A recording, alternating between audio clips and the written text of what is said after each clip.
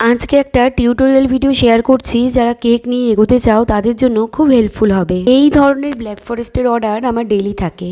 Per day 3 থেকে 4টে এই ধরনের ব্ল্যাক ফরেস্ট আমি বানাই। কিন্তু আজকে আমি এই ব্ল্যাক ফরেস্টের ডিজাইনটা শেয়ার করলাম, তার কারণ হচ্ছে একই সাথে একই দিনে সেম কাজ করে কাজের ডিফারেন্সটা বোঝানোর জন্য। এই কেকের ওপরে সাইড দিয়ে আমি যে ড্রিপিং দিচ্ছি, মানে চকলেট গানাচ, এটা কেকের ওপরে অ্যাপ্লাই করার আগে আমি ভালো করে ফিল্টার করে নিয়েছি, যাতে ড্রিপিংয়ের মধ্যে কোনো লাম্পস না থাকে।